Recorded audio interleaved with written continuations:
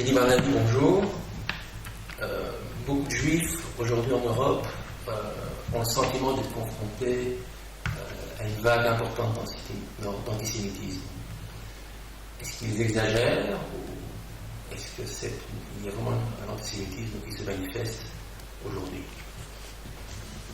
Ce sont deux questions différentes. Ils exagèrent, ça ne veut rien dire, c'est comme ça qu'ils vivent. Ils vivent donc quelque chose qu'ils ressentent et qui est sans doute vrai, qui est corroboré par d'autres observateurs qui sont censés être plus froids et plus impartiaux. Et il y a, indubitablement, une résurgence d'antisémitisme, d'abord dans la parole, ce qu'on appelle la libération de la parole. On entend aujourd'hui de temps en temps dans les rues d'Europe des cris de mort aux juifs, ce qui n'était tout de même pas courant avant, ça l'est maintenant, à chaque manifestation. Et il y a des passages à l'acte nombreux, cela va des manifestations moins graves comme des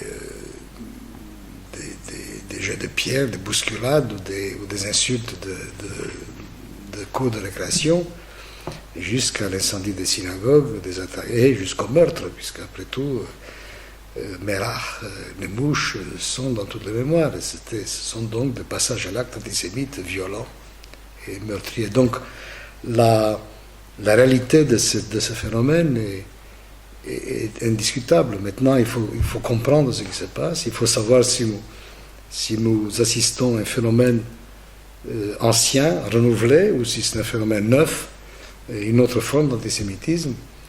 Et si je comprends bien, c'est bien de cela qu'on va discuter lors de la journée que le CCJ consacre à cette question samedi prochain.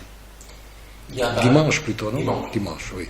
Les élites, cette fois-ci, contrairement aux années 30 et au XIXe siècle, défendent les juifs. L'État n'est pas antisémite, mais il y a des éléments dans la société. Eh bien, voilà déjà une différence notable. Quand on demande, par exemple, est-ce que la France est un pays antisémite? Je dis non, la France n'est pas un pays antisémite. Et l'une des raisons principales, c'est celle que vous venez d'indiquer, c'est que l'antisémitisme est aujourd'hui le fait d'éléments marginaux dans la société, alors que à l'époque que vous dites, dans la seconde moitié du XIXe siècle, début du XXe, l'antisémitisme était présent partout,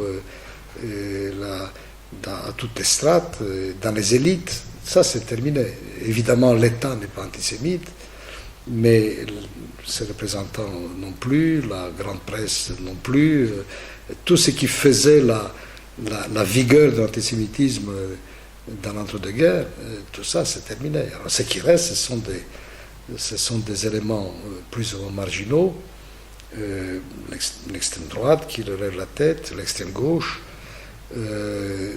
et puis il y a l'élément musulman qui lui est très important, et il faut en parler, il faut le dire, avec des explications historiques, pourquoi c'est comme ça, comment se fait ce passage entre l'antijudaïsme musulman classique et l'antisémitisme virulent que nous connaissons aujourd'hui.